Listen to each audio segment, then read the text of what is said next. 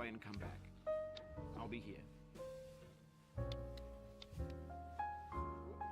Alright, thanks for coming with me.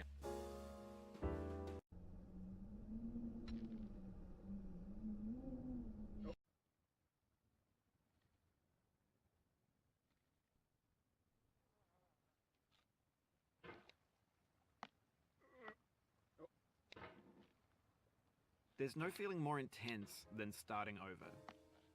If you deleted your homework the day before it was due, as I have, or if you left your wallet at home and you have to go back after spending an hour in the commute. If you won some money at the casino and then put all your winnings on red but it came up black. If you got your best shirt dry cleaned before a wedding and then immediately dropped food on it. If you won an argument with a friend and then later discovered that they just returned to their original view. Starting over is harder than starting up. If you're not ready for that, like if you've already had a bad day, then what you're about to go through might be too much. Feel free to go away and come back. I'll be here. Alright, thanks for coming with me on this trip. I'll understand if you have to take a break at any point. Just find a safe place to stop and quit the game. Don't worry, I'll save your progress, always, even your mistakes. This game is a homage to a free game that came out in 2002, titled Sexy Hiking. The author of that game was Jazzuo, a mysterious Czech designer who was known at the time as the father of B games. And B games are rough assemblages of found objects.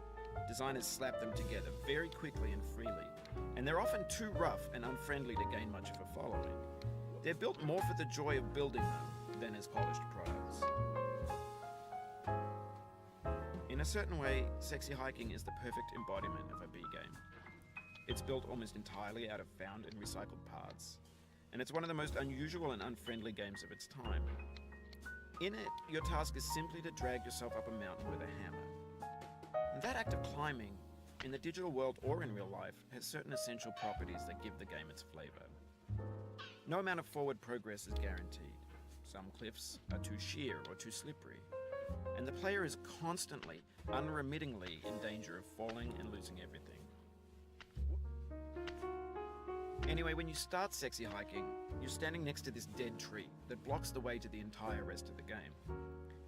It might take you an hour to get over that tree, and a lot of people never got past it. You prod and you poke at it, exploring the limits of your reach and your strength, trying to find a way up and over. And there's a sense of truth in that lack of compromise.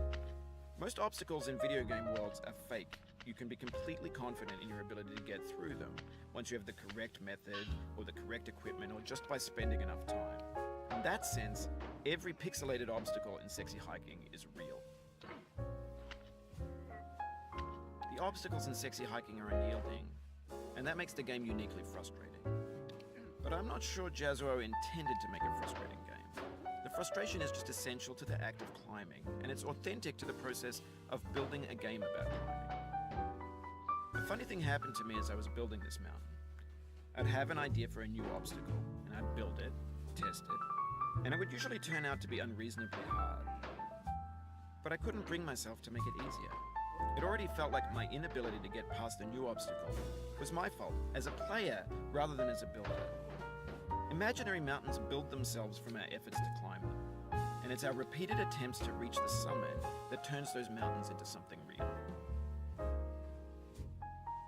When you're building a video game world, you're building with ideas, and that can be like working with quickset cement.